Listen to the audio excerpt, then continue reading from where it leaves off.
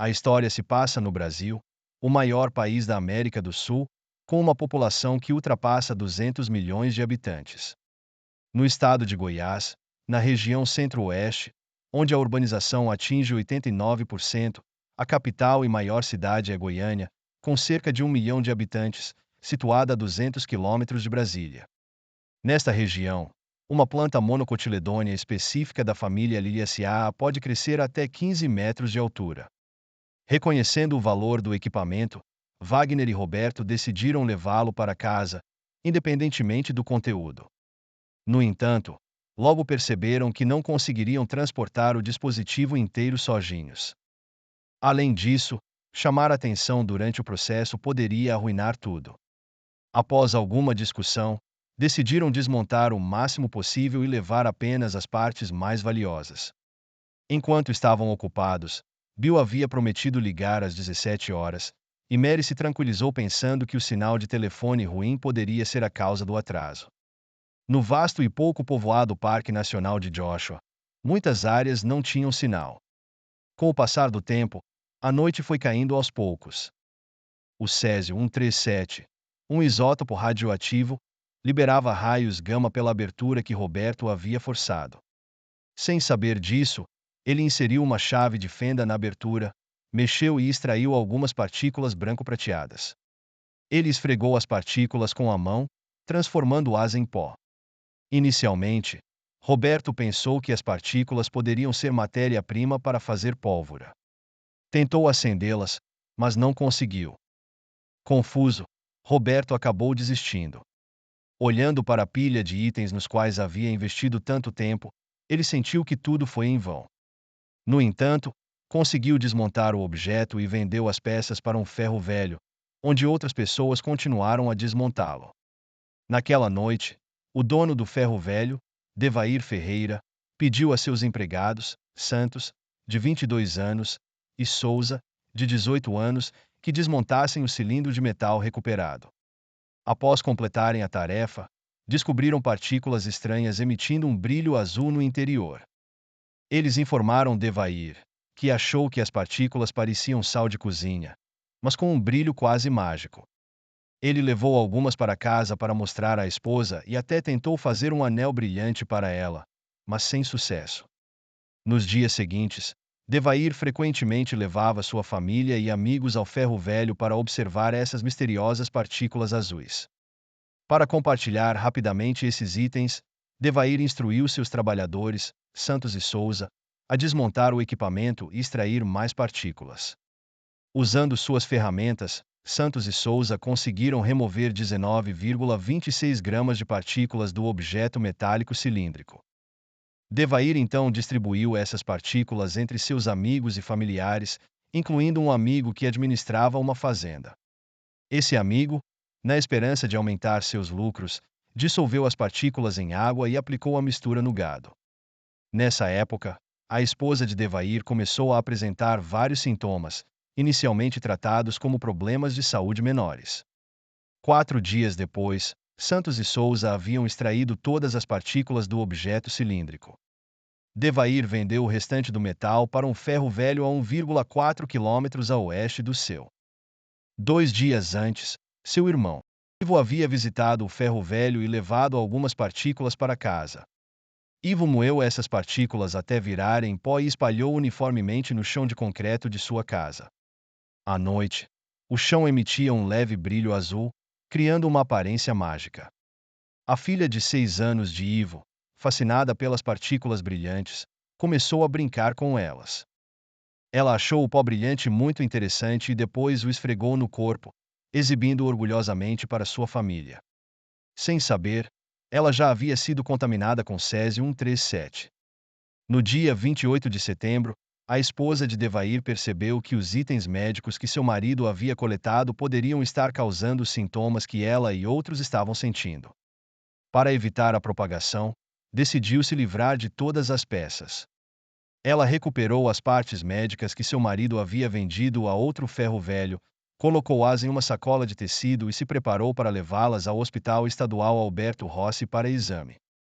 A esposa de Devair embarcou em um ônibus lotado de passageiros e seguiu para o hospital. Após uma viagem de 15 minutos, ela chegou ao hospital, onde foi atendida pelo Dr. Paulo.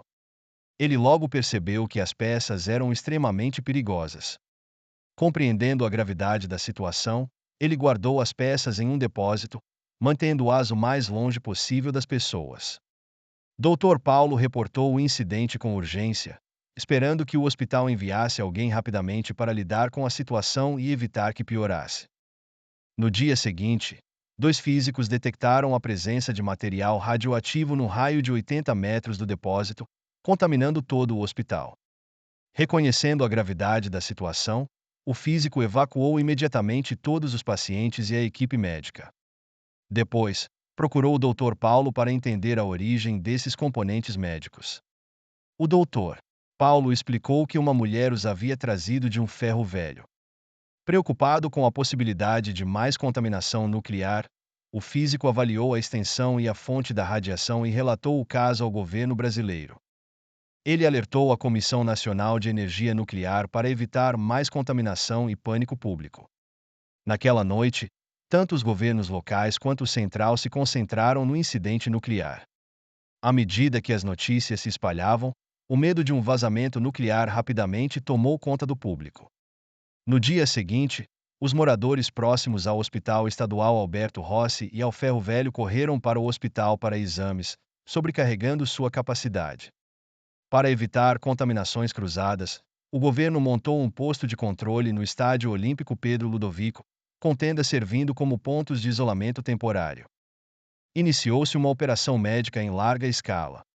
Além disso, outras 112 mil pessoas foram examinadas, encontrando-se materiais radioativos no interior de 244 pessoas, das quais 129 foram tratadas por contaminação por radiação.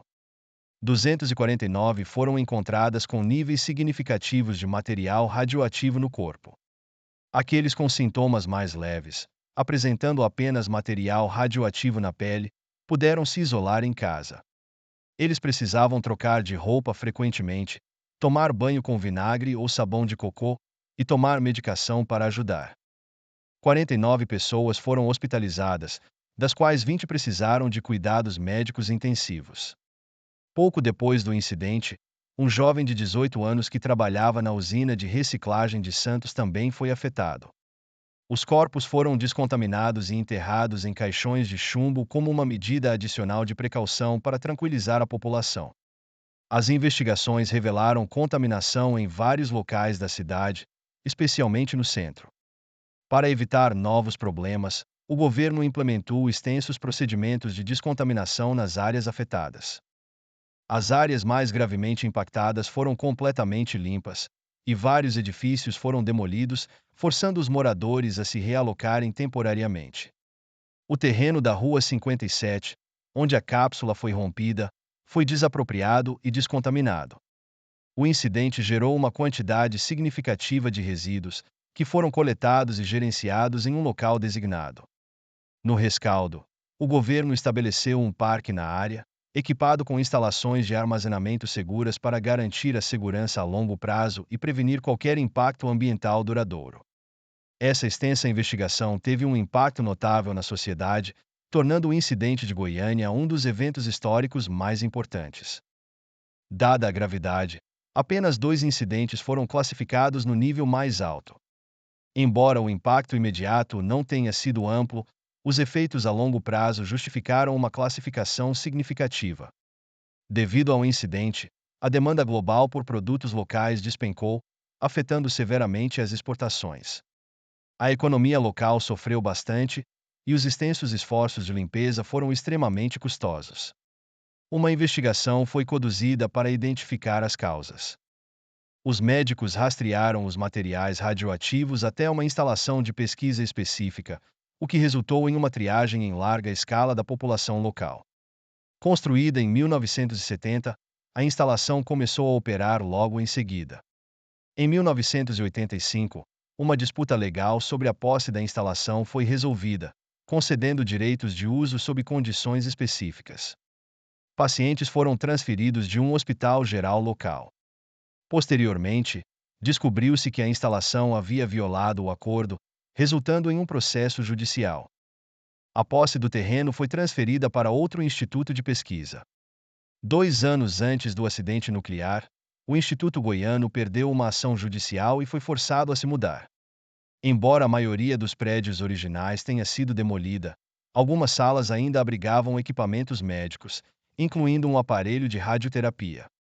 Carlos Bezerra, um dos proprietários do Instituto Goiano, informou à Comissão Nacional de Energia Nuclear que haviam deixado para trás o aparelho de radioterapia contendo césio-137. A comissão, responsável por supervisionar as instalações nucleares no Brasil, deveria garantir que a situação fosse resolvida adequadamente para evitar qualquer vazamento. O Instituto Goiano só poderia remover o aparelho sob instruções explícitas da comissão. Infelizmente, uma tragédia estava prestes a acontecer. Durante o julgamento da disputa entre o Instituto Goiano e a Associação São Vicente de Paulo, o aparelho de radioterapia contendo césio-137 foi descoberto. No entanto, como a propriedade do terreno já havia sido transferida para outro instituto, a questão acabou ficando sem resolução. No ano seguinte, Carlos tentou várias vezes reentrar no prédio original para recuperar o aparelho, mas foi impedido pelos novos proprietários, o Instituto de Previdência e Assistência Social.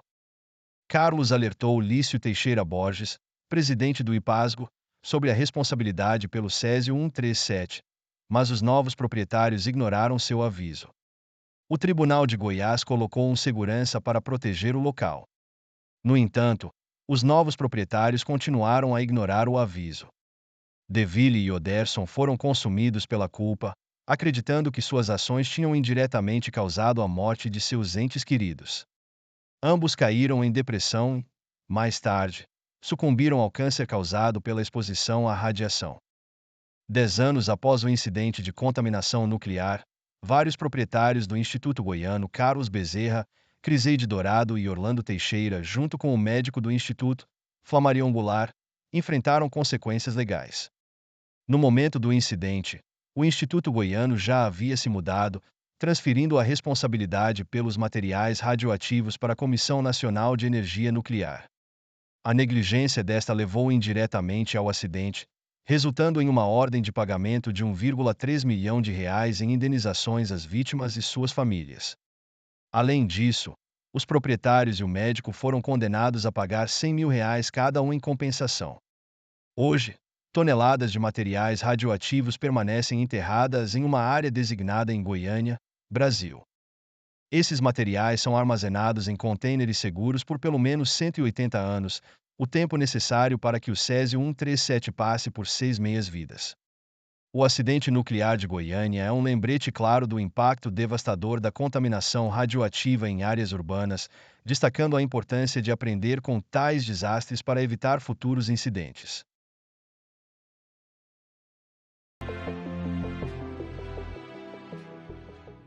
Se você gostou deste vídeo, inscreva-se no nosso canal.